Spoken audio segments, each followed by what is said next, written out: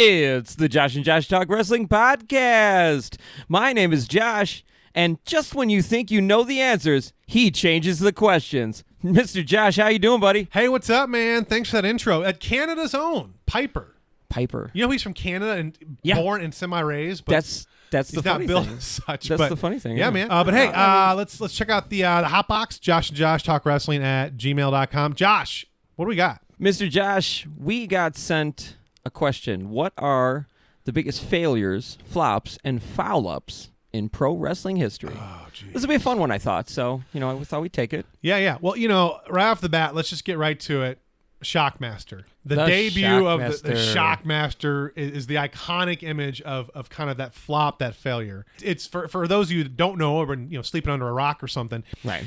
This was basically, it was for the Fall Brawl. They're advertising the teams, and Sting made an announcement of who their mystery partner would be. Right. And it was the Shockmaster, who you might remember as like Tugboat and Typhoon. Mm-hmm. And so his debut, it's supposed to be kind of like this little spark, a little bit of a, I guess, pyrotechnic. Yeah. And then the wall explodes, and then out comes the Shockmaster. Yeah. They rehearsed it. Yeah. So every the Shockmaster knew what was going on. Everything's good to go. What happened though, and this is what I understand. Yeah. When the explosion went off, there was a piece of 2x that was not there during the rehearsal. So Shockmaster comes out, trips, his helmet falls off. Mm-hmm. Puts it back on, is still shaking his head like probably had a concussion. The poor guy, yeah. Right. Oh, man. And it was one of those where the commentators couldn't even sell it. I remember Dusty Rhodes being like, oh, wow. Oh, nobody. Wow. You're Dusty. Ric Flair's like, oh, God. It was... they lost all composure. Nobody was trying at that point. Gone. And I felt so bad. I mean, honestly, it's one of those things that, yes, they rehearsed, so you can't really blame anyone except for the carpenter, whoever put the 2x in. Yeah. But, again, it's something that it sucked because it could have been a really good character. And he had nailed, nailed every other character he had. Yeah. Right? I mean, why would he nail the Shockmaster? Well, that's one of my points anyway. I think that the Shockmaster still would have failed just because of its costuming. I mean, he literally... think about the time, though. Yeah, but... I mean, even then, I don't know. I still think even then wrestling fans still would have, just laughed at... I mean, it was... For anybody who doesn't know, the Shockmaster's costume was some sort of... I did air quotes for anybody who couldn't see I saw it. On it the audio. Yeah, his costume was just like a black cape, right? Yeah. And a stormtrooper helmet. Half of one. It was like half of one. It was like cut off a little bit, and it was like coated in like sparkly glitter, like silver glitter, and it looked like a strainer. It looked like something you're making like spaghetti with your parents, something, and like you put the pasta in a strainer. That's what it looked like. You put a strainer on his head. It covered half of it. A sparkly strainer kind of thing, yes, and so he goes through, you see the burst. He goes through, he falls down. The helmet falls off. He puts it back on, and what I love is he knew there was going to be a recorded voiceover, right? So he starts moving his hands as if he's talking, and there's no audio playing. So then he puts his hands down in defeat, and then you see they cut to the guys watching, and they're trying to salvage this somehow, and then it starts playing, and then he's like, "Hey, buddy, you want to bring it with me?" And this and that. Oh, all right. You sold me. The voiceover is pretty bad. And at first you're like, "What was that?" It was like my TV taking over or something, or was that the commentators? Is that like Max Moon? It didn't match. It just didn't. Well, especially after what happened, it didn't. Oh yeah. So it was completely lost. But yeah, it's got to be an iconic flop. And the other thing I want people to remember is they did keep him. They did try to keep going with him. They didn't just nix the character or give up or anything like that. But they ended up changing him to make him look like a power line worker. He just had a construction helmet and a worker's jacket. Right. So to their credit, they knew Fred Ottman.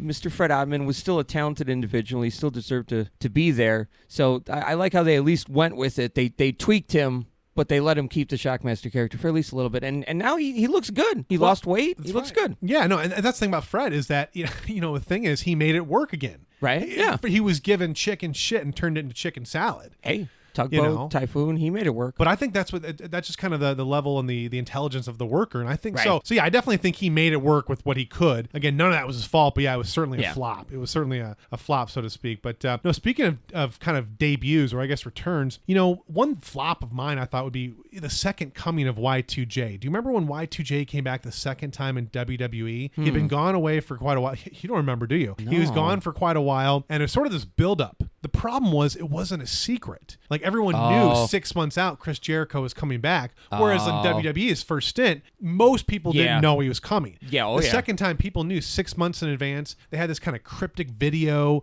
And people are supposed to be like, oh, I wonder who that is. Well, everyone knew it was Y2J. And so when he finally came out, everyone's like, oh, okay, cool. Hey, what's up, man? You know? So they were trying to recapture the magic of the first time? Well, yeah. Did you remember the build-up of this? What's this? Right, the Millennium Countdown, Yeah, they thought the numbers meant something. Oh, there's a whole thing. It was great. It was even his return definitely wasn't the same breath as his debut. Yeah. That as far as the exchange he had with The Rock, when The Rock goes, "Who in the blue hell are you?" and Jericho goes, "Excuse me, my name's." It doesn't matter what your name is. Like that was just that promo was just so, well, pun intended, electrifying on both ends. It put Jericho over. Now he had to keep working his way up, but it did put him over initially into that first night, and it was a great exchange. It was an historical exchange too. Oh, totally. So that was kind of what I thought as far as like sort of a huge letdown was this whole return of Y2J. It was really built up, and sort of like the whole save us, Jericho's going to save us type situation. And this is when wrestling,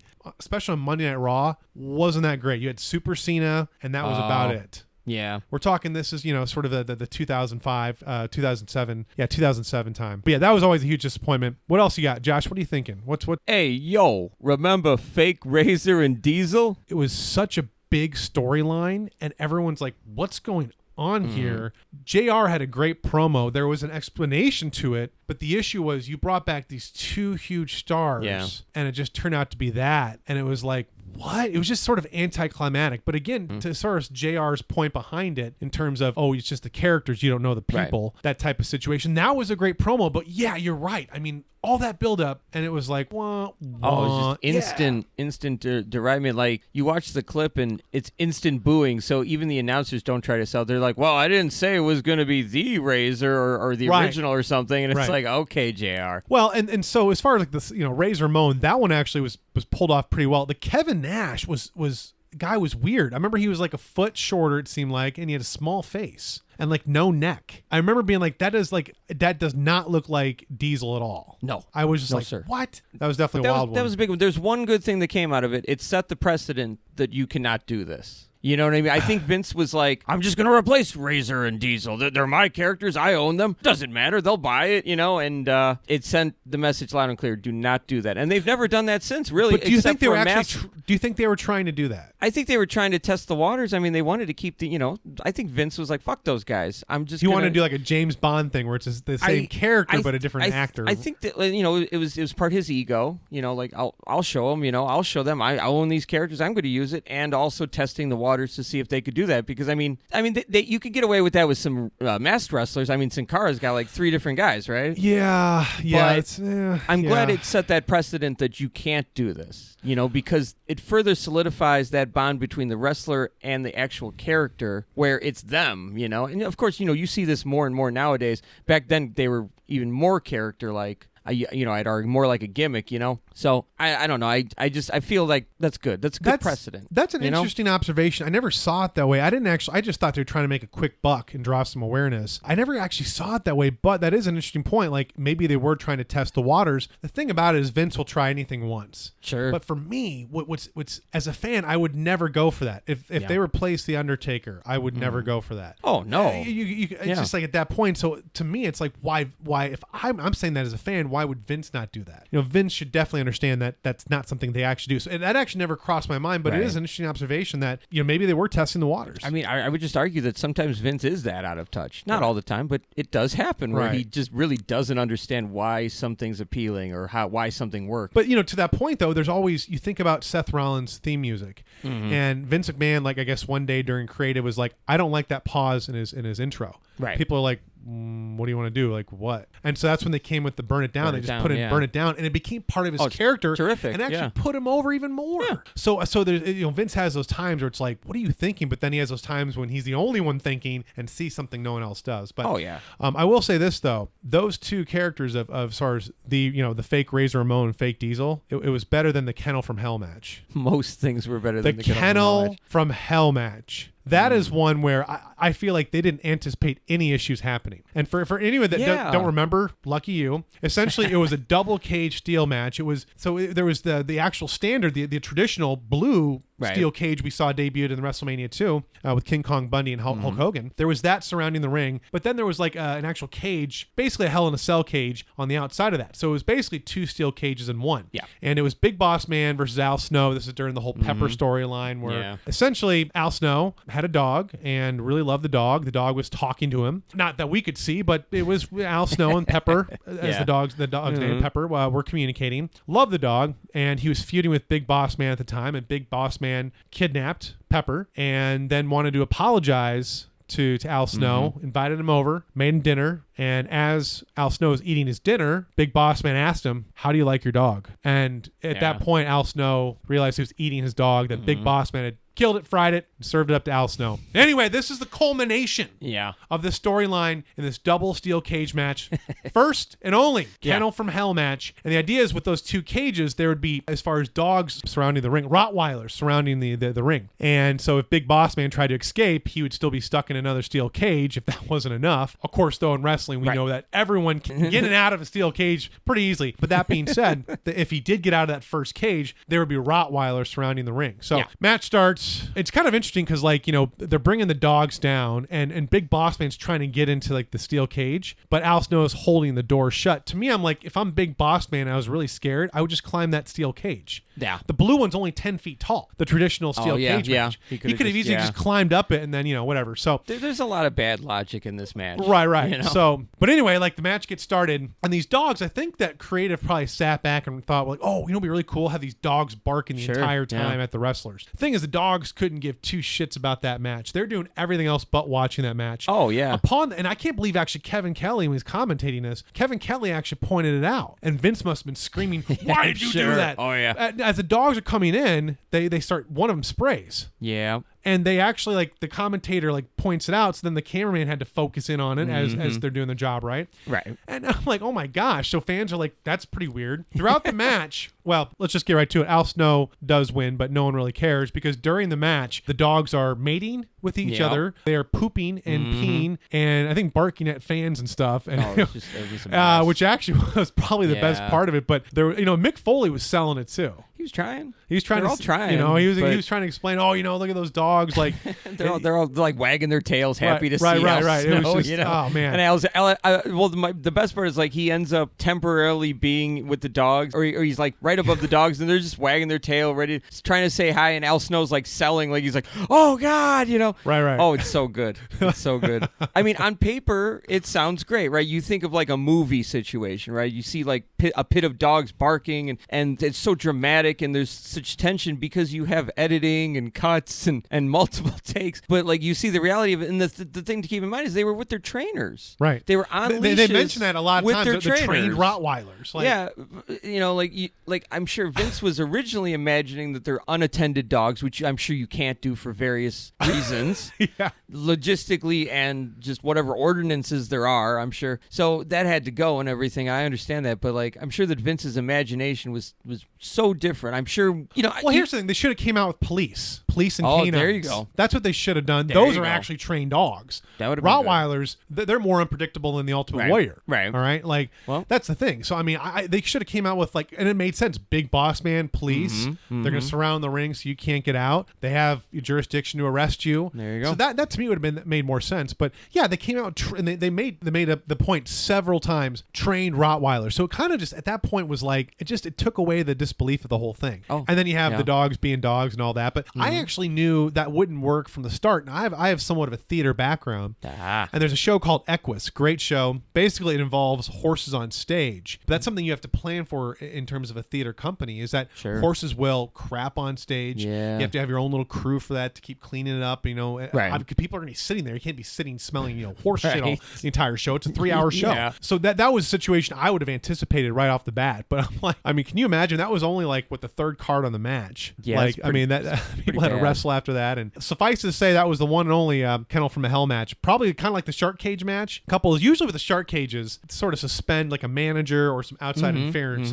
above the ring, but I saw a horrible one. I'm trying to remember who was actually wrestling in it. There's two guys trapped in a literal shark cage, and their goal was just to wrestle in a shark cage, but you can't do any holds in a shark cage. I think I remember this. Right, and at one point the door comes open, but it's only like 30 seconds in the match, so like the opponent's getting punched but also holding the door shut. Yeah. I'm like, oh my gosh, like this is just like the worst match ever. But what else, Josh, what else do you got for us? You know, I kind of wish I was around to have seen this live, but it's Jeff Hardy at Victory Road. Oh. The saddest, biggest, probably one of the worst displays I've ever seen in wrestling history in terms of just how they allowed this to happen. Right. You know what I mean? How he got through whatever TNA's version of, monkey position or whatever, if it's not gorilla position, how he got through. And then because as soon as the ref, you see the referee show up the act, I think, or something, some kind of signal, and Bischoff comes down to try and salvage this thing by making it a no DQ. It's just this whole mess that it got this far. Like, as soon as you see this guy, I don't know what the situation was backstage specifically. As soon as you see this guy, it's a different match. Just change it up, whatever. Write something in that Jeff Hardy will not be wrestling Sting. Just anybody else. Well, the issue was, and so to your point, their quote unquote monkey spot, they did actually see him as far as 3 sheets to the wind. They didn't realize what was going on. He said, I just traveled. He just done like a tour and all that. He's like, I'm drowsy and all that. And I'm sure they've seen him before. Like, he's a pro wrestler. That's what you do. You travel the world. Yeah. You get beat up. You're always, as far as worse for wear. They probably just thought it was one of those situations at first. Right. That makes But you're sense. right. But the moment he got out there and Taz was doing commentary, like, what the hell is he doing? But it's an interesting situation because I actually, as a fan, I never actually forgave Jeff Hardy after that. Oh, that's understandable. I respect for what he's done for the business. I actually like him a lot as a wrestler. I would never make him my guy, so to speak. I would never make him my world champion for fear of him ODing or something. Sure. Now he's been clean. He's gotten a lot better and all that. But we're talking, this is a match at a major pay-per-view for Impact, TNA at the time. Yeah, right. A world title match, and it was against Sting. Did you see this live? I saw it live. Okay. Not well. I mean, on pay-per-view. Oh, not sure. like I wasn't there in the arena, the Impact Zone. But I couldn't believe it. I'm like, the entire thing. I'm just like, this is unbelievable because you're wrestling against a legend like Sting for the world title in a main event of a major company. Well, you remember what happened at the end of the match? The fan called him out. Bullshit, and he's like, "I agree." No, a fan legitimately called him out and said, "Hey, Sting, that was bullshit." Yeah. And Sting turned around. Yeah, I agree. But isn't that amazing? It's really amazing, just top to bottom, really. Well, he actually, I think I'd heard a rumor about that he had done this with Matt Morgan before. Oh. Matt Morgan was actually, they were on the fence of, do we just put Matt Morgan over? But I guess they let him wrestle. Again, I don't know the specifics, if they thought he was under the weather, but essentially, he wrestled Matt Morgan in a similar state. That one didn't get picked up like this one did. Nice. Yeah. Oh, okay. I did not know that. Wow. But yeah, it's one of those, as a fan, I haven't actually forgiven him. Well, that's I'll always respect his contributions. Yeah. And I should, because I think that, one, I don't know him personally, but two, I also know as a fan, that's the stupidest thing you could ever do. Any wrestler, I guarantee any wrestler out there will not disagree with me. In terms of the whole forgiveness thing, that's just something I got to personally work out. But it's one of those things where I'm glad Jeff Hardy's still around, he does his thing, but I would never make him my world champion. Well, that's a pretty big black mark against a guy. You know, that's probably the worst thing you could do, show up completely unprepared to wrestle and unsafe. Right. For anybody who's not familiar, Jeff Hardy showed up to Victory Road as a big pay-per-view. It was the main event in 2011. He came out there just completely wasted on probably every drug known to man to wrestle Sting. He gets in the ring, he dicks around, pretending to throw his shirt into the audience. He screws around, he ends up flopping into the corner of the ring. He's just dicking around for a while, and then the match starts. Sting's trying to get, Sting's getting pissed off. You can really see that he's really fucking mad about this whole situation. Right. Bischoff comes out, whispers something to Jeff Hardy. I'd love to hear what he whispers to him, like, just go down is probably what he said, Yeah, something like that. And she's like, no, man, I'm good, Chief. Because that's what happens when Sting finally gets him in a scorpion death drop, right? And he's pinning him. You can see it's a very awkward pin because Jeff he wants to kick out. So Sting had to really pin him. And then afterwards, Jeff Hardy's like, whoa, what's wrong, man? I couldn't, like he has that kind of attitude of like, what happened? could have done this. Like it's just so awful. Well, it's awful. It's disrespectful. And it's almost one of those situations where it's like people, why not pirate pay-per-views? Could you imagine people that pay $60 at that point for that? Ooh. And that's how. I mean, I would have asked for a refund. That's horrible. But I guess they got to see a title change, so whatever. I guess. I mean, but no, I will say, probably on a lighter note, a more awkward note, another flop for me has got to be the Viagra on a pole match. Oh, hey, there you go. Shane Douglas, Billy Kidman, WCW Monday Nitro in the twilight years. Yeah. And I get why they did it. It was because at that time Viagra was new, and it was like one of those things like, okay, well, we'll just try to, as far as get out, we'll just do this marketing. We'll get out to like a wider audience, blah, blah, blah. But the thing is, the concept of the match itself. So these matches, they have bat on a pole match or a chair on a pole match. And the idea is that, whoever gets to that weapon gets to use it on the opponent. Well, in this situation, if you get the Viagra, how are you supposed to use that on your opponent? What is the implication here? What does that even mean? Right. It's just the weirdest thing ever, right? So, again, it was one of those brilliant WCW ideas. Was that a Russo? Yeah, it was. Yeah. I'm pretty sure that was. Yeah. It sounds like a Russo. Yeah, I think it was during the New Blood era, so it might have been a Bischoff Russo. There you go. idea, but it was not great, But no, sir. Josh, what else do you have for us? Do you remember Dustin Runnels as Seven? All right, folks, for anybody not familiar, this was a real flash in the pan. Imagine, I guess you call him maybe, let's say, Gold Dust meets The Undertaker? Exactly. That's exactly what you'd say, yeah. And I think for a few months even, right? They were running this vignette, or a few vignettes. Maybe even longer, actually. Maybe longer? Yeah, I feel like it went on forever. I wasn't actively following it, but I would catch, and I'd be like, they're still running these vignettes? Right. Anyway, it was these like little, they do vignettes to promote wrestlers, and his was, let's describe Seven, right? Painted white face, right? All white, leather gloves, leather jacket, leather pants. Gloves, gloves, and he's got a big brim hat. But apparently he's a pedophile or something. Like according to here's the thing: these vignettes.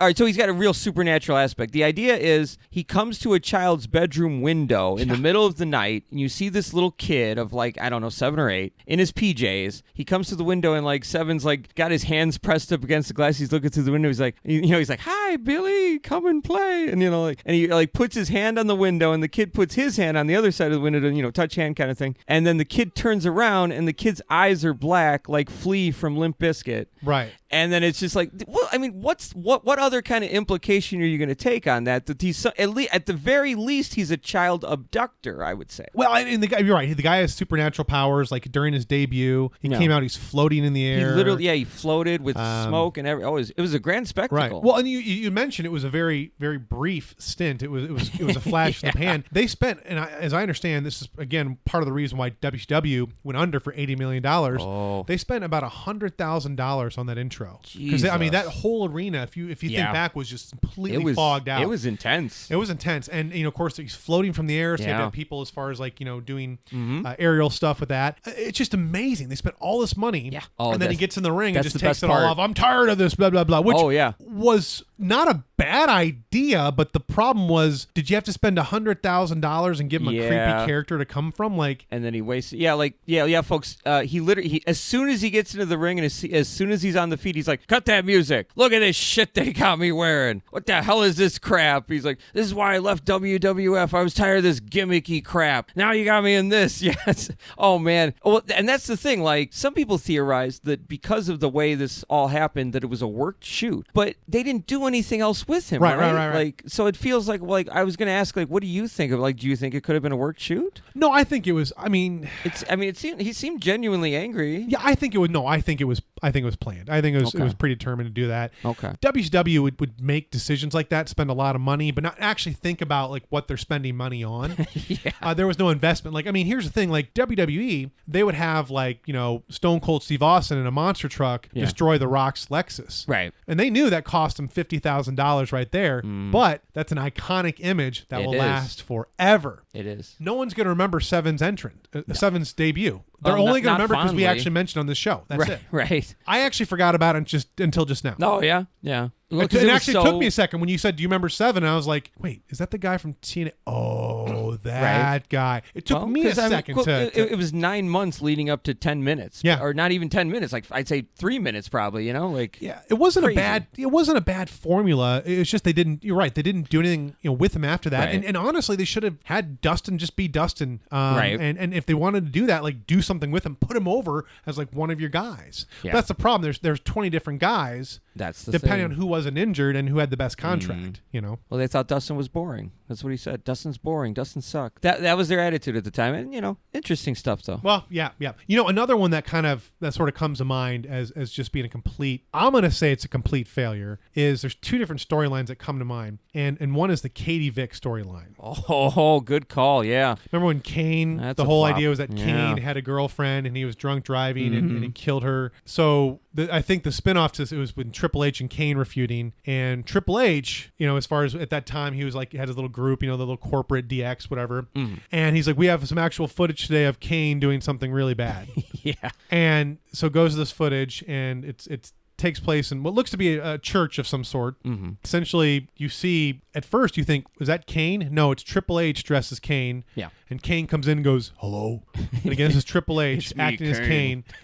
And proceeds to, and I won't even say, I think you guys sort of figured out, they've got Katie Vick's quote unquote body. He defiles it. And it's just like the worst thing ever. And this is during the Attitude Era. Yeah. I remember not, as far as, nothing sacred, right? Yeah. This is the Attitude Era. I remember watching that as a kid and cringing.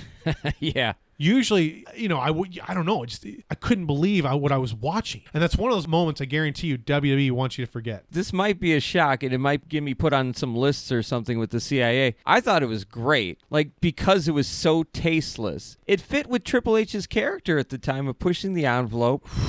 And I mean, I think it's not the best bit, you know what I mean? But I think I think it's worth mentioning whenever you're going to bring up the Attitude Era. Well, I think it's better just or that. Worse. Okay, okay, fair enough. I think it was just tasteless though. Oh, totally. I think they could have done something else. Yeah. I didn't think they had to do that. But I'll give them one thing: it's not as tasteless as what Randy Orton said to Rey Mysterio about Eddie Guerrero, because that was a real person. This Katie Vick person, she's not real. Right. You know what I mean? So at least it was a fictional person. I'll give.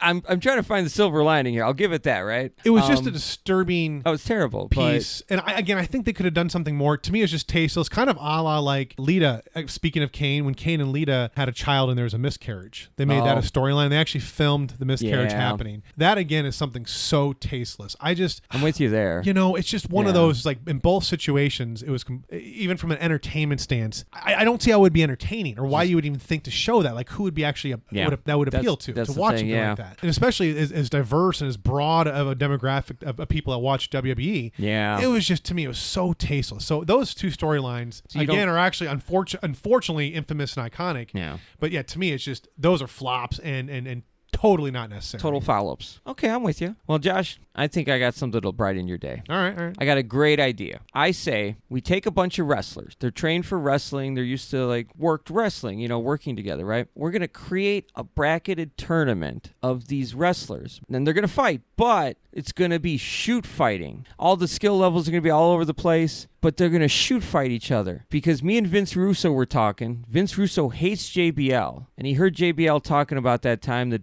JBL was saying he could beat anybody in a fight. So Vince came up with this great idea to have something called Brawl for All. We're gonna just get these wrestlers in. Who cares if 5 wrestlers get injured and people get buried? And then we decide that we're kind of sort of going to have it be a worked thing by pushing Dr. Death, Steve Williams. But that doesn't work out, so it's Bart Gunn. And then you don't do anything with Bart Gunn when he wins the friggin' tournament. And then months later, he goes up against Butterbean, an actual friggin' boxer and a real trained fighter, and he goes down in 7 seconds. It's going to be great, Josh. Yeah, it was. That was not a good time. They were trying something new. They would suddenly, remember they would deck the ring out. They would make it look like a boxing ring all of a sudden. Oh, they tried. Convert into. Yeah, it was. Like I said, Vince McMahon, he'll try everything once. You actually kind of reminded me. Do you remember the Raw Bowl? It was on January.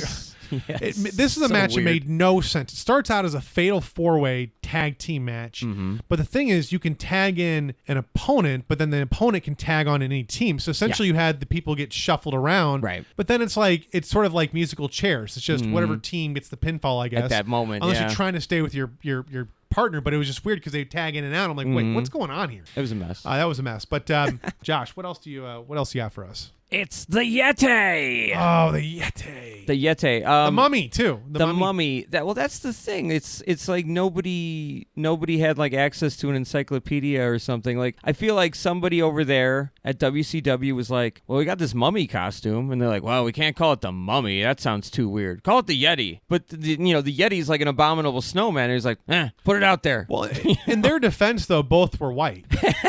Well, white, the mummy's like garbs looked like toilet paper somebody had used. No, so it wasn't fully white. Well, the weirdest thing about that I think the mummy, the Yeti, what have you, I think they might be the tallest wrestler of all time at 8'1", I think. Wow. So I think they're actually 8 feet tall. Here's the issue though, is that there was a 60-man battle royal, the World War III, right? And there's all this buildup, like he's from the Dungeon of Doom, and he's gonna just destroy everyone in this battle royal. Weapon. Yeah. He's the second person eliminated out of a 60-man battle royal because they knew deep down it wasn't working. But why would you at 2? That doesn't make any sense. I feel like it was like one. I feel like it was like Billy Kidman or Rey Mysterio who were like eliminate him too.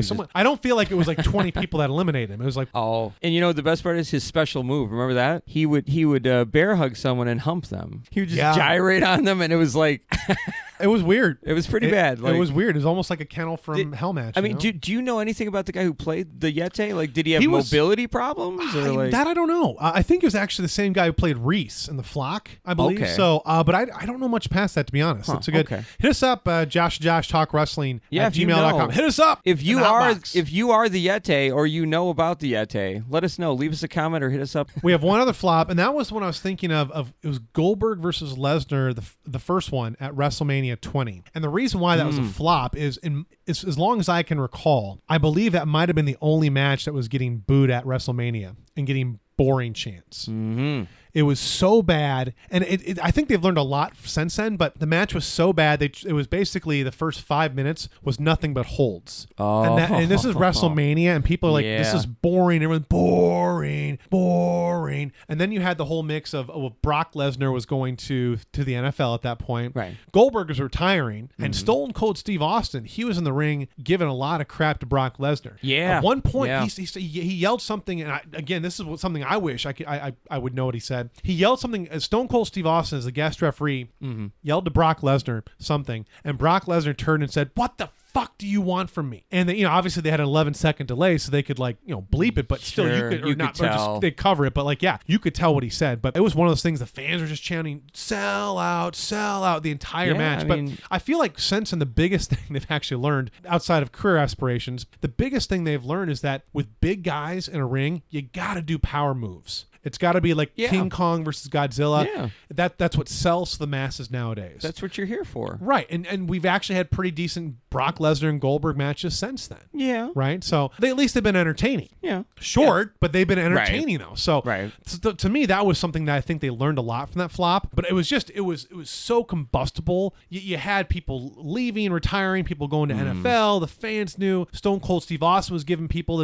he was giving Brock Lesnar the business. Yeah. And I assume Stone Cold, what he probably said to Brock Lesnar is this: "I told you so." Stone Cold Steve Austin, the reason he quit is he didn't want to put Brock Lesnar over. Hogan put over Brock Lesnar. Kurt Angle put over Brock Lesnar. Big Show put over Brock Lesnar. The Rock put over Brock Lesnar. Brock Lesnar was supposed to be literally, as the motto is, the next big thing. It was never supposed to be John Cena. It was Brock Lesnar. And when Brock Lesnar, quit, be honest, I think he got a crappy deal and realized he didn't want to be traveling so much. He left. At that point, Randy Orton was supposed to take over. Of course, Randy Orton and his backstage antics. Yeah. That actually led to John Cena, who was always ready for it. And honestly, they should have gone with John Cena to begin with. But I definitely get where they're coming from, where Brock Lesnar was the next big thing. Anyway, everyone's putting him over. They're basically building super Brock Lesnar, putting everyone around Brock Lesnar. And then Stone Cold Steve Austin said, "No, I don't think so." I never knew why, but he probably just thought he wasn't ready. Fair enough. And I think he was probably whispering stuff like that as a referee in WrestleMania 20, saying, "Hey, you know what? I told you so." Yeah, there you go. So I don't know. I mean, but again, it was a huge flop, but they've learned a lot since then. But Josh, anything else you got for us? No, that's it for now. Just be sure to subscribe. Tell your dog to subscribe. Get your mailman. I always talk about the dog. Get your cat to subscribe. Yeah. But yeah, no, great question. Hit us up, joshtalkwrestling@gmail.com. I said the Gmail, like I was Bret Hart. The Gmail. Here in the WCW, here in the World Championship Wrestling. No, joshtalkwrestling@gmail.com. Hit us up in the hot box. But all right, thanks again for the suggestions. NXT moving to Wednesdays, USA Network, September 18th, right? Yes. What do you think about that, man? What do you think? I don't want to be a naysayer, but man, it's not looking good for NXT. I feel like if I wanted to be really sensational, I'd be like, rest in peace, NXT, because Vince is getting involved, because the network here's what I don't understand, right? So under Vince McMahon currently, SmackDown and Raw ratings are down. So if you're USA Network and Vince says, hey, we need something to combat AEW, so, because this is why he's doing it. He needs something to combat AEW on Wednesday. So he says, well, let's put NXT on your network. He's not admitting to it, but that it's exactly what he's doing. Yeah, totally. And he has to. I mean, just to your point, like Bully Ray actually mentioned, hey, you have to challenge. You got to do something. You have to do competition. You have to do something. So no, sorry. Oh no. But so he says that to USA, and they say, okay, good. But you see that under Vince, Raw and SmackDown ratings are down. Why is Vince this absolutely necessary thing? There are specific statistics. I'm sure that they've showed the USA Network showing that on the WWE Network, it's wildly successful under Paul Levesque's control. But why do you do this? What is the logic here? If you're somebody who just looks at hard numbers all day because you're an executive, the hard numbers are telling you no. What is the deal here? What's going on here, Josh? Well, hopefully he takes a Google approach, and it's like you take over a company and you let them do their thing if they're successful. Maybe. So it's one of those where it's like Wednesday night. I picture what this is going to be is NXT will essentially become like WWE CW. WWE's version of ECW is what it's going to become. It'll become like sort of the main NXT. Essentially at that point then NXT UK, NXT Japan, so on and so forth, 205 will be the direct conduits into this WWE NXT type thing. Yeah. Whatever it is. So that's exactly what I think is going to happen. Here's the thing. It's they've shown the subscribers. I think most people, and this is actually a question I have, most people, one of the huge draws to the network is in fact having NXT. Yeah. If you have that on USA now, it's like, well, do you really need the network? And you can say, well, yeah, pay-per-views, right? Right. Which I think are still worth it. But I don't know. I mean, when I see double countouts at SummerSlam, it makes me wonder, do I actually want to watch this pay-per-view? Well, NXT takeovers are still going to be on the network. So there is that. I mean, that might be a steep price to pay, $10 a month just for one pay-per-view every quarter. I'm glad basically. you said that. Yeah. But that actually, that justifies it. It could to some. Well, I mean, passionate fans for some. Okay, sure. it's $30 for essentially you'd spend for like an indie show. It's just televised with some good quality. So that's actually a good point. Josh, you have just saved a subscriber. I was contemplating quitting because I'm like, well, now I hate to say this, but and I wouldn't be a real fan if I guess I did this. You could always go to the internet the next day and watch this stuff, that night, or illegally stream it. Yeah. And the thing about that is, everyone does it. You shouldn't do it. You shouldn't do it, but everyone does it. Because here's the thing: is we just talked about TNA with Jeff Hardy, the whole incident. What if you paid $60 for that? Yeah. And I think people see these finishes where again double countouts at your second largest pay per view of the year. It's crap. Yeah. It's crap. They should have given to Randy Orton or something if they wanted to carry it over. I don't think they should have. They should have had Kofi Kingston get a clean win, maybe a tainted victory of some sort, and they could have done it smarter than a double countout. Sure. But to me, that's a second pay-per-view. It's a second major pay-per-view right behind WrestleMania in terms of importance throughout the year. That happens. How long until we'll see disqualifications and countouts at a WrestleMania? Well, that's the thing, we don't want to set a precedent here, and we kind of already have now. Well, it's my it's my stance of that pay-per-views should never end in a countout or disqualification. I get television. Right.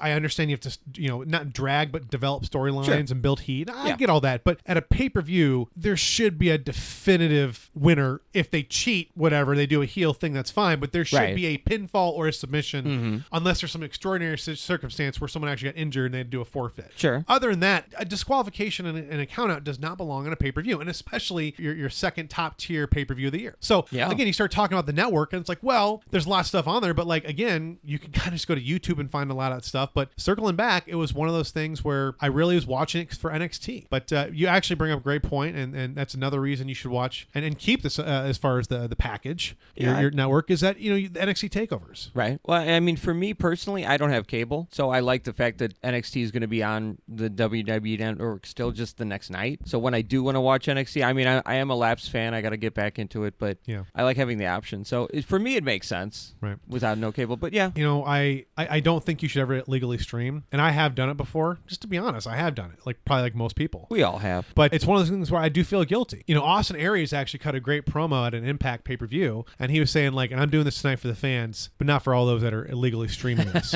Fair enough. And so it was but he brings up a good point. I mean, but again, I think it's a give and take. I think if you actually establish that you're going to get a good pinfall submission match, people will be more apt to spend money. But when you are not to be a broken record, but when you have a double count out at SummerSlam, it starts begging into question. You think, what is this worth paying for? Yeah, NXT is, but if it's on USA, okay. But again, you brought me back, man. Takeover pay-per-views. Yeah, I think that's they'll get you with that at least. I mean, the thing is, somebody like AEW, a small, comparatively small company, of course, you really shouldn't. But I feel like doing that for WWE, the monster, it's a little less terrible. Let's say, they're the big guy. I don't know. That's just me. Well, let's just sort of look at the bright side of this, and honestly, it is the Wednesday Night Wars. I hope so. It's kind of fun. But you're right, because here's the thing. I remember when TNA Impact went to Monday nights, everyone's like, they're taking over. Yeah. TNA Impact, they're taking over. They're gonna have WWE's library in a year. They're taking over.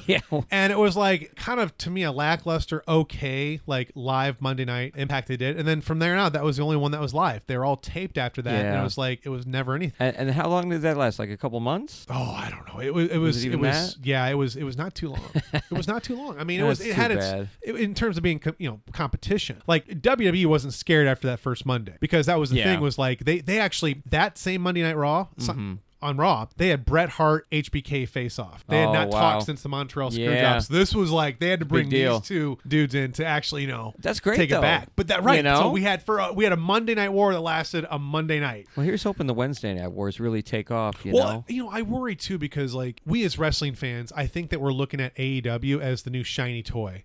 Sure. They're gonna take over. Oh yeah. They're taking over Vince. Well, it's the big hope. If not take over, to at least be competition, be able to change the industry and have it be a viable option. That's what we really want, a viable option. I'm happy with the two-party system for wrestling. More competition is good for everyone, actually. And you think as a company, because you make less money, but this actually makes you better. And I think WWE is better when they actually have competition. Because they have to. I.e. Monday Night Wars, right? Yeah. So I think there's a situation where they could get better, and they're stacked. I think AEW is doing the right thing and saying, hey, we're just trying to do our thing. We're not trying to compete, because right now they can't compete. WWE is so stacked. They got I think 100 wrestlers at the developmental center. Yeah. And the NXT is large. I mean, the 205 is maybe the one division that could use a little more, Okay, yeah. And of course, I think you could add a lot more on to the women's division and whatnot, but the women's division is still, I think, plentiful. There's a lot going on there. They're actually incorporating really well. Yeah. But 205, for example, I feel like they're going to run through the roster every 4 weeks. You have to get another number one contender, and that's no shame on those wrestlers. Sure. If you don't watch 205, you should. It's a great show, and I'm really excited that Drew Gulak's sort of running the show right now. Chikara! I got to see an awesome match between Drew Gulak and Mike Quackenbush. Oh. He was the mystery opponent, who is the sort of, I guess, kind of proprietor owner of Chikara, the director of fun. Oh, I guess you'd call him, yeah. And so we got, and Quackenbush has still got it. Quackenbush is actually used recently at the Performance Center to help training with Alexa Bliss. So he said, he had a great time. He enjoyed learning a lot, and hope they learned some stuff from him. But he gets around now. So, but I got to see that, and that was awesome. I'm like, yeah, dude. But Drew Gulak, man, he's part of that movement, and look at him in WWE, man. The machine's getting behind him, and he's doing some stuff. But anyway, very cool. Off topic. I really do predict NXT to kind of become a WWE CW, a third show. Yeah. It's going to have to. It's going to have to be a viable threat also to AEW. So AEW's got to be a viable threat to, it's got to go both ways. I think it is. I mean, that's stupid, right? I think they have to be viable threats to each other. I think they could do it. So what do you think about them going from 1 hour to 2? Do you think that, I'm almost worried that in addition to the Vincentivizing of the show, they could start losing, you think they might start losing steam? I feel like whenever I watch NXT, it's a real tight hour. You know what I mean? I think that's why they did sort of the Performance Center breakout tournament, is that they needed to onboard a lot of wrestlers right away. Well, sure. So they've got 8 now known faces where people are like, oh, okay, I kind of remember them. Yeah, okay. And they can build off that. Oh, I'm not worried about the depth of the roster. No. Well, I think that, no, that's to answer your question. I think that the depth of the roster will be able to handle a 2-hour show. I think they're going to have a lot more commercials because it's going to be on USA, so it's going to fill up a lot of time. Yeah. And I think they're going to round it out with some main roster wrestlers. I mean, here's the thing. Is it going to be the death of NXT where we're no longer going to see like a developmental team and it's just sort of like a show that goes to the wayside like Main Event? I don't know. I mean, NXT, like, really, when you think about how NXT started, it was a reality show. Right. They had the coaches, right. And then as far reality as the wrestlers. Show, yeah. And it was, I remember sort of like it just one week ended. It was like Vince McMahon came out and basically like, this is actually when it was WWE ECW, just said, hey, in 2 weeks, ECW will cease to exist. We'll have a new show called NXT. And it started out as a reality show like that, went like 4 seasons. Titus O'Neil actually technically won the 4th and final season, although they never ended the season, so it's still going on right now. They just kind of forgot about it and turned it into actual. They basically slapped on the NXT logo on FCW. Oh, I see. When FCW and OVW, when OVW got sold over to Impact, really it was sort of FCW, the Florida Championship Wrestling, which that's some great wrestling there too. To see like John Moxley, Seth Rollins, Leakee, aka Roman Reigns, wrestling down at FCW. There's some great stuff down there. But yeah, essentially FCW just morphed into NXT, which is more cleaner and whatnot. And I think really the partnership with the Full Sail University is really what made that show, because they got people that were really excited about this. Yeah. Some people said, hey, this is a stepping stone for me. Right. I eventually want to be like a Hollywood director. And Full Sail is no joke. It's a real deal. Right. And I think people, they get like, I want to be a director, but this is a great experience. And so they're passionate. They're younger. They're passionate. They're learning. Yeah. So you got that, and then you have the money with WWE, and you have a really good production. Really, NXT is sort of a high dollar independent wrestling show. It's really it's run like an independent wrestling show. Sure. So to me, I if it's not broken, don't fix it. Keep it like it is. That's the hope, right? Well, Vince is going to have to be involved. It's on the USA Network. I know he's doing XFL, blah blah, but he's going to stay involved. Yeah, always. Well, I guess my big question is not so much is Vince involved or not. What is Triple H's role still going to be? Is he still going to be the guy, and Vince is just there mostly for the network's reassurance? If that's the case, then fine, go right ahead. But if Vince is like, all right, Hunter, let's get in here and mix things up, and we'll see, right? That's the thing. I mean, if Hunter's still the guy, then I think we can make that work. What they have to decide to do is, why would you not want Vince McMahon on your creative team? Of course you want him on your team, but you want him Triple on the H team. needs to have the final say in this. That exactly. And here's the thing. I hate to say this, but at some point we all pass away. If Vince McMahon will pass away, I think he's got a pretty good infrastructure set up as far as to pass the torch. But really, I mean, Stephanie McMahon, how often has she worked with like USA executives like Vince has and other executives and so on and so forth? I would think a lot, but again, it's a position where I don't know what opportunities have been given. And if Triple H is running this thing and it seems like things are really falling in line behind him, this is an opportunity for him to work with a network. That's true. And if Vince McMahon is sort of his advisor to kind of round out the edges of his experience, I think you got a winning combination. Yeah. But this thing only works if Triple H gets the final say. Vince says he wants something, Triple H says, no, this is the way we're going. That's key. So that's the thing. But I don't know. We'll have to sort of see what happens. I hope, honestly, it's just nothing changes. I hope we get the same good stuff we've been getting. Yeah. Just at a different channel and on more a different network. Yeah. Right. Yeah. Well, technically on a different network. Yeah. So, I mean, it's one of those things. I think the thing we can't forget is the opportunity the Performance Center and NXT gets. These are guys that, grew up maybe wanting to be professional wrestlers, made it on the independent circuit, and now they're on the USA Network. That's pretty cool. And a big deal, they're in a Wednesday night war. It's being downplayed by WB, but it is a Wednesday night war for all intents and purposes. So, Yeah, I love how they do these things, but they, of course, dance around exactly what they mean. They'll say other companies or something like that. They never specifically say it, unless you're Sami Zayn. Well, here's the thing. What the hell else are they supposed to do? Like, they know they had to do something. Oh, sure. Right? No, I don't blame them. And also, in their defense, NXT's always been on Wednesday nights. Right. So it's not like, we're not deciding to do this, but the sort of expansion of 2 hours and going live, and all that, it's like kind of, okay. So, yeah. Hey, well, again, it's going to be a great fall for wrestling. Of course, we'll have AEW debuting on Wednesday nights as well, too. So we will have a Wednesday Night War, and then we'll also still have Monday Night Raw, and then we're going to have the new venture of Friday Night Smack. It's a good on time. Fox. I mean, this good is kind of cool. Yeah. To be a wrestling fan. Right. And what's interesting is I did actually read some reports that I think Meltzer actually reported this, that with Raw and SmackDown, they are looking to make them more separate. So they're kind of like sort of, I guess, using this wild card while they can, but the idea is to actually make them more separate brands because they are different networks. There's more infrastructure, organization needed. So they are actually going to focus more on stricter rosters. So that could be kind of cool. So when you actually have a draft, it means something. Yeah. Like right now, people say, oh, I don't hear commentators say it, but I at some point they're going to be like, oh, it's Raw's such and such. And I'm like, but yeah, they're always on SmackDown too and Raw. It's like the wild card thing is just, it used to be 3, then it was 4, and now it's just like, it's whatever. Do whatever you want. It seems dead. Right. But I'm sure Vince McMahon's going to come out, proclaim something, and say, stop moving around. Yeah. Go back to Raw. You go back to SmackDown. And that's it. Who are you? Yeah. What is this purple belt? We'll see, but it's gonna be a great fall, and I think we have to realize again, this really benefits the workers when there's more shows, more people are getting paid. They get to do what they want. We get to support what we love. It's a winning combination for sure. Win-win. Yeah. What about Roman Reigns? What do you think his future's looking like? Confusing. So Roman Reigns was apparently confronted. But first of all, let me say this. I love this. I love what they're doing with Daniel Bryan and Eric Rowan right now. Like where Daniel Bryan's just this feisty investigator type who wants to get to the bottom of this to reinstate the good name of Eric Rowan. I just love how they're doing this. It's it's so much fun. Anyway, so of course Roman Reigns was confronted with his attacker. It was not Eric Rowan, of course. It was Derek Bowen. Right? No, not really, but it was someone who looked just like Eric Rowan. I thought it was a Viking Raider at first. I was like, no. Oh yeah, there you go. Who is that? Like I was just right taken back, but I actually thought they were gonna do something like that. That would have been funny. Because that would have made sense. Yeah. But no, it's like Eric Rowan's dad or something. But I love how they pull off the cloth and they reveal it, and it's like a soap opera. They just stay on Roman Reigns' shocked face for 5 seconds, and he's just like, what? Oh, wait, what? Oh, wait, what?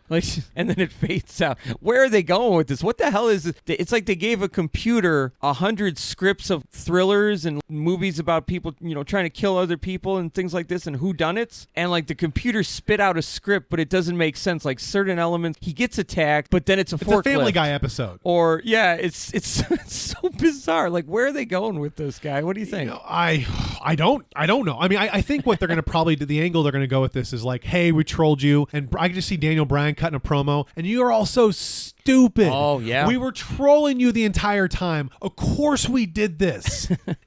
Something along those lines. I could see that, but that'd just be unsatisfying. That's the thing. Ignorant. Well, yeah, right. But we'll get a Daniel Bryan Roman Reigns match, which will be entertaining. But you're right. True. What I was hoping would happen is it would actually been Luke Harper. Oh, that would have been cool. And to me, I think Luke Harper is so underutilized. They're not even using him, and I feel like it's just Vince McMahon has got this beef with him. He's like, you put in your notice. I know you wanted to go to AEW because right around that time, Cody Rhodes is looking for a big hoss. Right. You got Luchasaurus, but he's looking for a big hoss. And I guarantee you, Luke Harper in AEW, man, he's worked with all those guys. Yeah. And he's a great worker. John Cena once said he was the most underutilized wrestler. And this is when he was still Super Cena, pre-AJ Styles. So, when he really put AJ Styles over. But, so, his word meant something at that point. And Luke Harper at that point only been an Intercontinental and a Tag Team champion. So that's a great compliment, So, but I always thought he was underutilized, and I think it's kind of a personal thing right now. Unless, honestly, if Luke Harper simply said, listen, I'm not going to re-sign. And they probably at that point all right, we're not going to invest in you. Unless that was some type of discussion backstage. Yeah. But I was hoping for that. But, it's like I always say with WWE, I'm just going to go with the ride and see what happens. That's all we can do, right? Because, hey, there's sometimes you're like, where's this going? And it turns out, all right.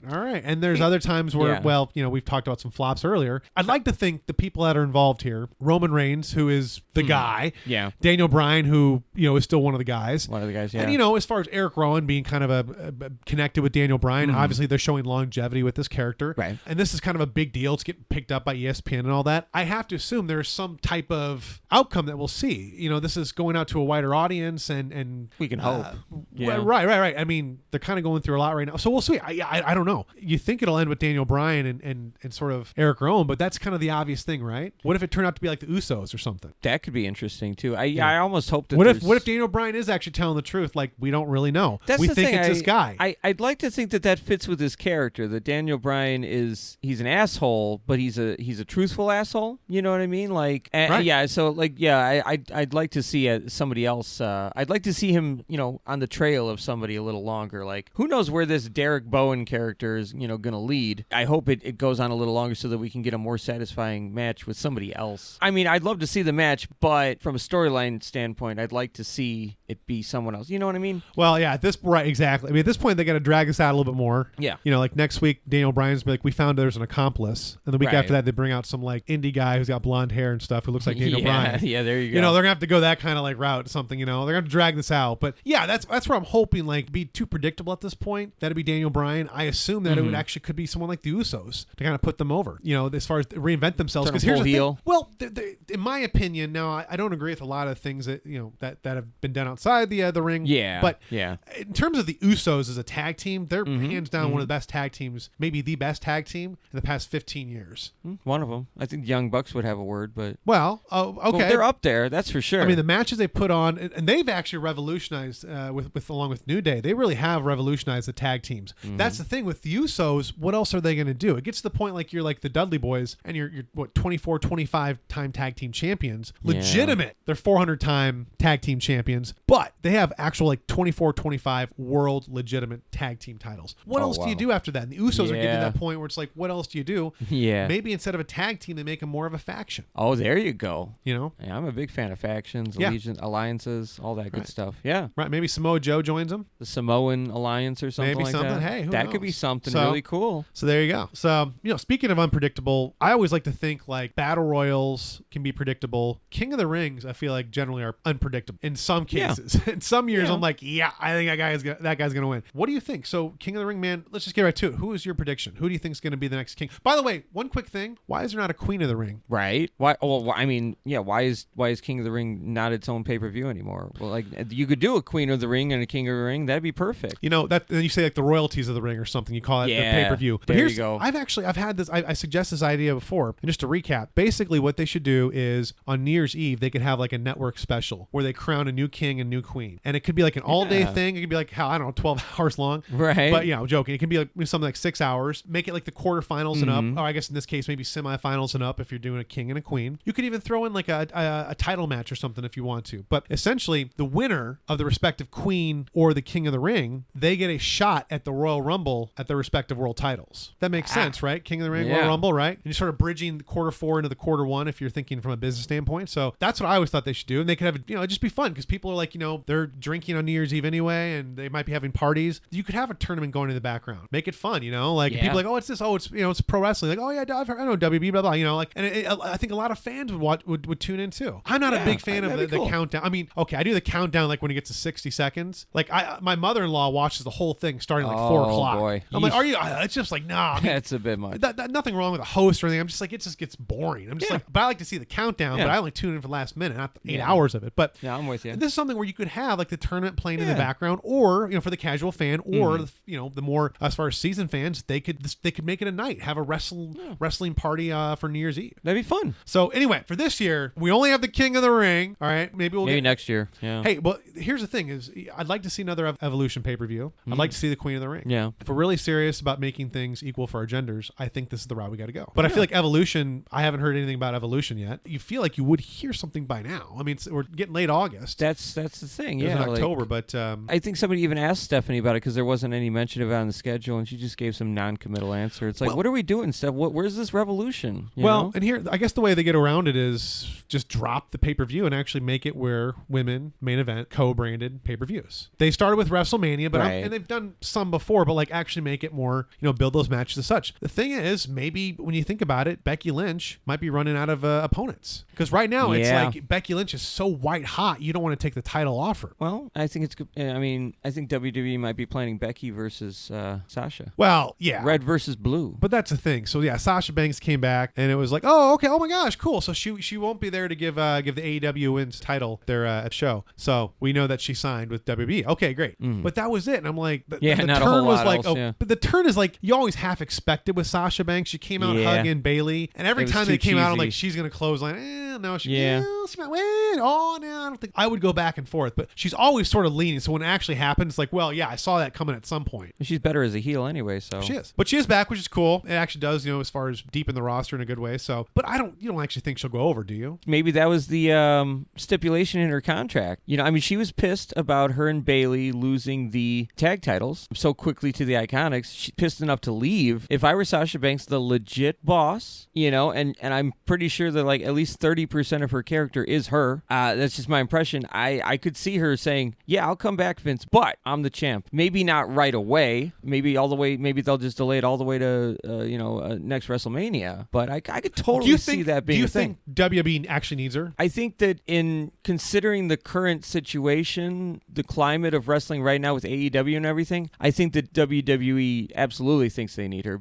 If for no other reason than to keep her out of the arms of AEW. Enough to give her, start giving people the world title, saying like, of course they did that with Revival. Revival started bitching, and now they're paired up with Randy Orton. But we're talking about Sasha Banks here. We're not talking about like an Alicia Fox or something. That just, she's just as deserving as Becky, and depending on who you ask on what day, they might say more so. I don't know. It's a tie for me. They're both terrific. So either way, I wouldn't mind. Like what I'm afraid of is that it's going to turn into like a triple threat with Charlotte, and it's going to dilute everything. Like I'd like to see Banks versus Becky for sure. That'd be a great match. And no matter who wins, I feel we win. Well, I assume we're going to see it at the Clash, right? Yeah. We'll probably see it at the Clash. Clash of Champions, yeah. Here's the thing about, yes, I think they're both, Sasha Banks is deserving to have a fifth shot, have a fifth time as a champion. But at this point, from a business standpoint, I wouldn't take it off Becky. She's really hot in wrestling right now, and she's is appealing to the masses. And this is, again, I'm coming from a business standpoint on this. The other thing too is like, you have to be careful with Sasha Banks because she is injury prone. Yeah. She does get injured quite a bit, and that's not necessarily any fault of her own. She kind of throws herself around pretty good. Well, yeah, there is that. It seems like there's some wrestlers that are better at protecting themselves than others. Like John Cena, gosh, he rarely got injured. And when he did, he was, they sort of like made it a big deal. Like he'd be back in like 12 months, and he came back a month later. It was like, whoa, John Cena. Right. Remember, there's a storyline with John Cena with Carlito, Caribbean Cool, and he apparently stabs him in the side, and John Cena gets stabbed in the side, but comes back the next week, barely no scar. I'm like, wait a minute. It wasn't even like bandaged up. I'm like, that's just no. Super Cena. It was pretty wild. It was like, okay. Yeah, I don't know. To me, it's like it doesn't make sense to with Becky Lynch. That's sort of the problem you run into is that you got something hot. Yeah. And who can you put over? And why would you put someone over? So you have all these things going on, and right now there's no reason for Sasha Banks to go over. And I don't know that she's necessarily in a position to bully WWE and say, listen, I'll come back, give me the world title. They might say, we'll give you more money, something else. Yeah. But I don't know. I don't think that. You think I'm overestimating a little? Maybe. Well, listen, to your point though, like when Batista came back, that's why a lot of people actually thought Batista would go over WrestleMania 30 because in his actual contract was he was supposed to get the world title. However, I think they realized, with the tides turning, Daniel Bryan's really going to need to get this title. He's over. Right. And of course, I think they decide with the Undertaker thing at some point with Brock Lesnar, there had to be a go home happy match, and it had to be Yeselmania. Yeah. They couldn't have Batista winning. Sure. So I'm sure, and Batista never held the world title. So my assumption is Triple H said, listen, can't do that world title. Yeah. And then Batista's like, all right, just give me $4 million or something. I'm sure they figured something out. So we'll see. But yeah, I don't know. I at this point, they haven't put Sasha Banks over enough to make her enough of a heel. Maybe again with the storylines just developing, but I haven't. Give it time. Her interviews haven't done anything for me. Her promos are just like, okay. It's been fairly bland actually. Like she has blue hair now. But well, and she's being vague about it too. So Yeah. I don't know. I mean, like we'll see where she kind of goes with it. Yeah, again, it's one of those. It is good to see her back wrestling. Right. Kevin Owens, man, what's going on with Kevin Owens? He seems to be shaping up to be a company man or something. It's weird. So anyway, anybody who didn't catch it, he went into Shane McMahon's office and he apologized for everything, and he was very remorseful for all the trouble he's caused Shane, and $100,000 fine. $100,000 fine and everything. And so he's like, oh, Shane, I flew off the handle, because I was thinking about my family and everything. I realized I just, I'm sorry, and this and that. Shane McMahon is reconsidering. Yeah, that's right. Reconsidering the fine. Reconsidering it, yeah. Yeah. It's interesting because right now it's like they've really put the brakes on this character. Like Kevin Owens is kind of getting over as an anti-hero, a la Stone Cold Steve Austin. Austin, of course, it's just a tactic. I think it's a tactic. To me, what I'm sort of thinking is the entire time I'm laughing, I'm like, okay, $100,000 is a lot, but Kevin Owens, his net worth is like $10 million. Right. So to me, it's like, yeah, but it was worth it for all that. So blah, blah, blah. Yeah. You know, so to me, it's like 100,000 is a lot, but like, I also feel like it's not a whole lot to him. It's affordable to him. So maybe that's a storyline they go with, you know, is like they play it out like, hey, $100,000. Like, I don't care. But then again, it's not kind of an anti-hero to talk about like as far as money like that. Hey, I don't care. I can pay that off, you know, blah, blah. Yeah. Of course, Shane McMahon should know this. So yeah, I'm hoping there's a payoff. I assume it's a tactic. Well, what tactic do you think it'll be? If they draw it out for a few weeks maybe and they get Kevin Owens into a position where he's buddy with Shane, like he slowly sucks up to Shane so much that he gets into Shane's inner circle. I mean, you know, you think about the possibilities. He could destroy, you know, Shane. Like, you know, if he gets in close with Drew McIntyre, you know, that kind of closeness, he could do some kind of damage, like some kind of trickery or something. I hope that they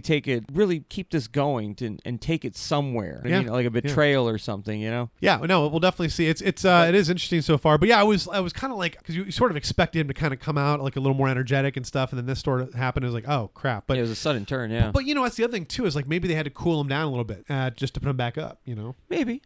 I hope they do what I said and just tease it out so long to the point where we forget what happened. So that we forget that it might be a tactic, that we actually think he's turned heel and he's just with Shane because he cares about his family. And that's all he cares about. To the point where suddenly, like months later, they're in a tag team match or something, and suddenly stunner on McMahon, and he's like, "I got you." Ba da da da da. Boom. Well, maybe that's, you know, kind of a storyline they could make where if he wants time off or something, you know, he just gives him a stunner and says, you know what, I quit or something like that, and they build it back, kind of a storyline. But yeah, they could go 1,000 different ways with that. But yeah, like I said before, the only thing I don't want to see is this type of carbon copy, like a la Stone Cold Steve Austin and Vince McMahon. That was definitely something, but I don't want to see again, you know, as far as yeah, I get what you're saying. Photocopy of that. I feel like there's you can always do it from a different angle, you know, like it's just presented slightly differently. You know what I mean? They can do it. Yeah, I get what you're saying. But yeah, it is kind of it's intriguing, and I'm a huge Kevin Owens fan. I mean, he tells a great story in the ring, out of the ring. Yeah, it's one of those guys you really want to see get over because he's a family man, really cares about the industry, and to me has always been someone that shows up and puts on a good match. So yeah, suffice to say, I was kind of bummed we won't see him as the king of the ring, as the king. But that being said, who do you think, Josh? Your prediction of King of the Ring? Who do you think will be the king? I've narrowed it down to. And by the way, we were just now getting back to that. We actually never answered that earlier. Yeah, we're circling back. Yeah, that's awesome. Where do you go from there? Huh? Where do you go from there? The whole show's over. The whole show's over. All right. So who do you think is going to be the next King of the Ring? I'm looking at the lineup here. I'm thinking either Ricochet or possibly Andrade. He's been heating up, and this might be his thing. This might be the feather in his cap that he needs to really push himself up. He's been working slowly and steadily. Him and Zelina being a great team with the promos and the talking and the action. And this could be the thing where he finally gets something. Because, I mean, Drew McIntyre doesn't need this. You know, Joe's going to get eliminated at some point because he's enhancement talent. He's not going to be the guy. He helps the guy. But I could see Andrade going for this. Interesting. I actually think it could be Corbin because my first prediction was Drew McIntyre. But now the commentators have all like picked Drew McIntyre. Yeah. So unless they change it every week or something, right now I'm sort of like they're hiding someone else. Sure. So to me, it's like Baron Corbin. It's a guy that is deserving to be in the main event. He gets major heat from the fans. He's a guy who always shows up. He's delivered with what he's given. Even though a lot of people didn't like the Seth Rollins Baron Corbin storyline, I actually thought the only worst thing about it was it dragged out too long. If they put it in a month or so, that would have been fine. But they dragged it out, which is kind of good on one end too because Baron Corbin got more spotlight. But this is something that if you're not going to give him the world title, you can still marinate him. All right, you give him the U.S. title here, the Money in the Bank, victory over Kurt Angle. Keep mentioning that he's a Golden Gloves champion, and he's also a King of the Ring winner. It's another thing you can put on him. And again, I why not? I guess. I mean, people would hate it. That's King the thing. Corbin, like bow down, boo. Well, that's the thing. Like, great. That's the thing, guy. You got your heel heat, and then you got your go away heat. And I honestly feel like Baron Corbin has go away heat. No, I disagree, man. You think people think got heel heat? Like, yeah, no. Listen, he's a good look all around, and he's a good worker. He really is a good worker. He is a good worker. Sure, he moves like hell for a big guy, and I think people do respect him at the end of the day. Well, sure. And I don't necessarily want him to go away. way. Yeah, I mean, I think it'd be. It's fun to boom. It's fun to boom. It's like, to me, I've said this before. Hands down, probably the greatest heel of all time. Well, okay. Oh, that's the greatest heel of all time. I'm gonna say is Vicky Guerrero. Oh, when she says "excuse me," boo! It's just like a reverse warrior pop. Like everyone just like, boo! Right. She does a good job as a face too. But people love. They don't actually hate Vicky Guerrero. No, they respect her in the Guerrero dynasty and all course. that. It's just it's fun to boo her. They like to see her. Vicky loves to be booed. It's this whole fun exchange, and we all know it's part of the suspension of disbelief. Sure. That's the thing. Is like I think that's kind of the same situation here. Yeah, I don't know. I feel he's got go away heat. Like I don't want him to go away necessarily, but I think people would just be more irritated, and not in the way you want them to be. Yeah. I don't know. I feel like we need less Baron Corbin on TV. I guess that's what I'm saying. I don't know, man. Like where there's heat, you generate attraction, and yeah, but people don't want to. I don't know. I feel like people don't want to see him. Like it's that kind of heat. Really? Go away I don't know. Yeah. Do you really think that? Yeah. We're gonna hit us up. Actually, let's do it. Let's do a poll. Let's do a straw. We'll figure it out. Yeah, like let us know. Josh and Josh Talk Wrestling gmail.com. Hotbox. Baron Corbin, yay or nay? Let us know. Leave us a comment. Send us an email. Yeah, we're gonna tally them. We'll get to the bottom of this. We'll settle this next show in a couple of weeks. We'll get to the bottom of this once and for all. All right. Yeah, I think that I could see someone like Ricochet or Andrade. You want to get like a young buck, quote unquote young buck. I mean, these guys have been around the business for quite some time. I mean, I feel like you should use these kind of accolades. Like you said, it would be a good accolade. I feel like you should use it to elevate people who are up and coming. And Corbin's more established. I mean, he's not a main eventer, but he's established. Yeah. Well, but again, it's something where if they had plans to give the world title to Baron Corbin, which I think would be cool, you could really set that up for quite a while. Like he could be a JBL-esque world champion, hold it forever, and everyone's like, why does this keep happening? He doesn't have the charisma of JBL to be able to do it, I think. Well, it's a different type of charisma. It's part of his like end of days character, he's mixing with a sort of like business guy. The lone wolf, Constable Corbin. Well, no, he's moved on. Yeah, he is still kind of the constable though. He dresses like the constable. Yeah, like he's lost a title. He's got a unique look. Title, that's for sure. Yeah. But I don't know. It'll be interesting to see. But yeah, my pick would be Baron Corbin. Yeah. Okay. I would prefer Drew McIntyre. This is to me an opportunity to really put Drew McIntyre over. Okay. Yeah. And as far as I remember at one point when he first came to WWE like 10 some years ago, Vince McMahon said this is a hand-picked wrestler who will become a future WWE champion. He never did his first stint. Now he went to Impact TNA and held their world title. That's legitimate. But and he went to NXT and did his thing. But this is a chance for him where I think that if you're really serious about this guy, and I think you should be, he's a guy that he's white hot. Yeah, he's white hot. People people respect him. His in-ring abilities is just it's mind blowing. Just the way he flows through the ring. Sure. I think it's a good chance to as far as elevate him. But we'll see. I mean, you're right. There's a lot of good opportunities here. I feel like battle royals or Royal Rumbles, with the exception of the one with Rey Mysterio winning in 2005. I knew that was going to happen. Yeah. But generally speaking, Royal Rumbles, I tend to be thrown off guard. And same with King of the Ring. So this will be a good tournament. I'm glad they brought it back. In some form. Yeah. Yeah. They should do it every year. And I think that what they could do, like we mentioned before, have it like on New Year's Eve. Have it be whatever 6-7 hours long. People can watch in the background. People can watch it as part of their New Year's Eve party. And you crown a queen and a king. Those as far as king queen get a shot at the Royal Rumble for the respective world title. It's a good way to connect quarters from a business standpoint. Right. I think it's the way to go. That's a good idea. I like it. Vince, do it. Well, he's busy. Vince is busy with XFL. Steph, get on it. XFL, man. What are your thoughts on XFL? I'm not much of a football guy, but no, this is extreme football. This isn't football. Extreme football. Yeah, I'm not much of an extreme football guy, but I say, hey, Vince is going to try it again. Maybe it'll take off this time. No Chicago team this time around. That's too bad. Well, yeah, and first of all, I think he's going to succeed. He's planned a little more. He's learned from his losses. There's a lot of money involved with this. They've done in terms of their planning, they've actually tested this out with like District A football teams and college football teams and whatnot to see if these new rules will work and whatnot. So no, yeah. So that's where I think that there's more planning. He wants this to succeed. This is sort of his Achilles. This is the one thing that he thinks if he actually got over, people might take him, not only him, but professional wrestling even more seriously. That's a good point. Like, unfortunately, there are people in certain circles that still kind of see it all as a joke. Even though it's a multi-billion-dollar company, it's global, it's still just kind of a joke to them. So yeah, I get where Vince is coming from. He's trying to be taken more seriously. I get that. Well, I think it could succeed for the mere fact of, let's say that, let's just get right to it. Let's say if Trump wins in 2020, he's great friends with Vince McMahon. Trump does not like the NFL, and this is pre-presidential where he's always wanted to be an NFL owner, and they said, no, get out of here. Right. Now he's a president. He's throwing his weight around. So that's a situation where he may say, don't watch NFL, watch the XFL. And then his minions will turn. Yeah,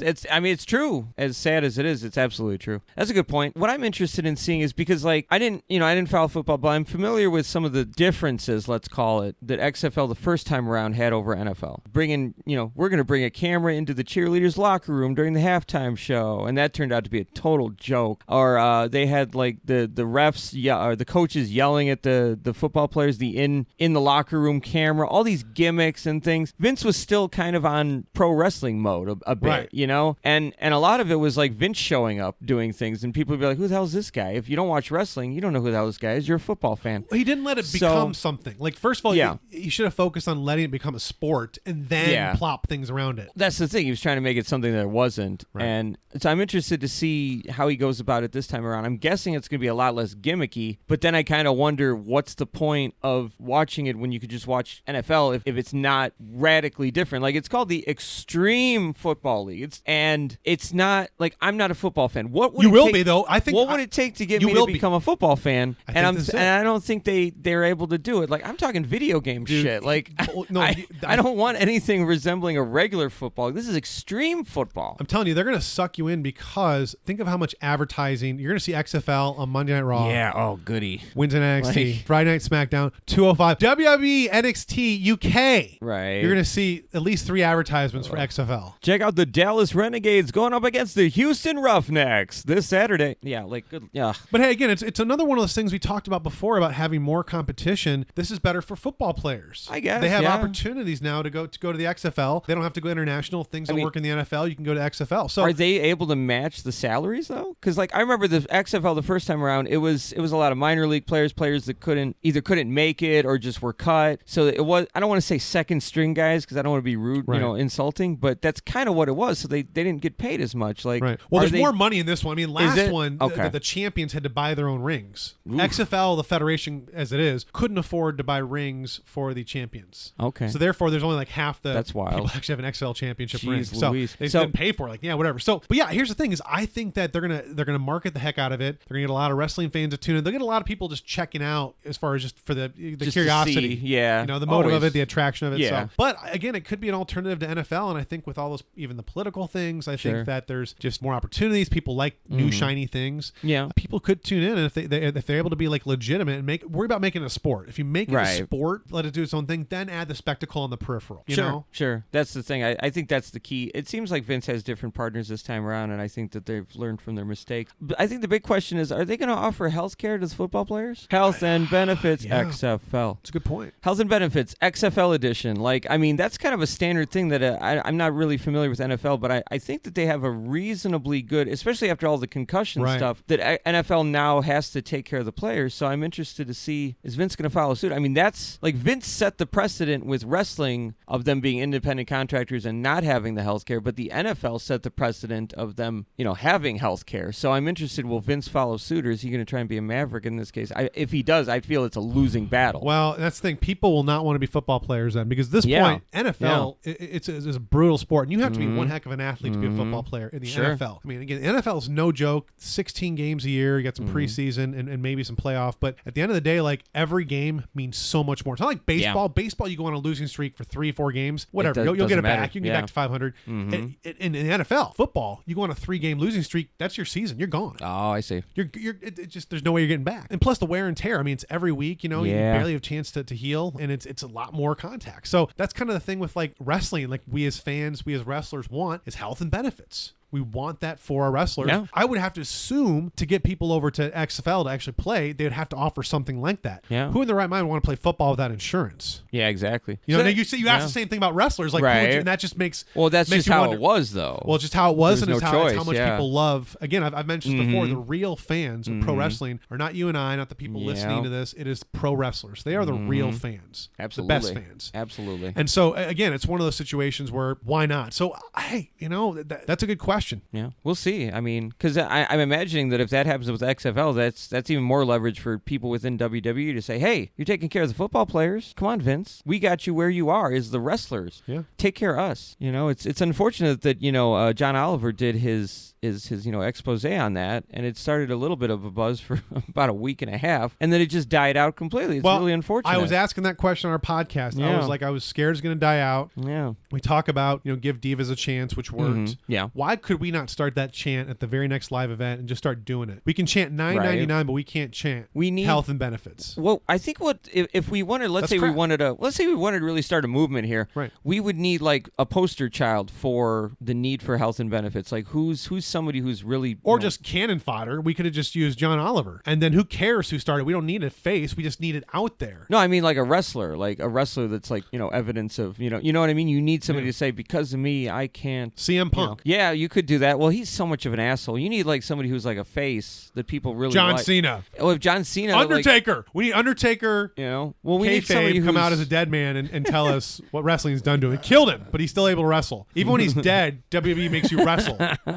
We're gonna see holographic wrestlers in the future. I mark my words. Like the musicians they have, they're gonna do it one day. You can see Buddy Rogers wrestling Ric Flair or something. Dude, or like Buddy Rogers like wrestling like John Cena. I think those types of simulated matches are so awesome. That'd be pretty cool. Yeah. That's awesome. But so a lot going on this fall. Yeah. A lot going on this fall. Exciting times. So, Josh, you got anything else for us? Nope. I just want to thank everybody. We've got 44 wonderful subscribers. Tell your friends if you like us. Send us a message in the hotbox at joshandjoshtalkwrestling@gmail.com. Leave us a comment. We're also on Twitter and Facebook and Instagram. We got it covered. Check us out. Thanks a lot, peeps. Be good to each other. Have a good night.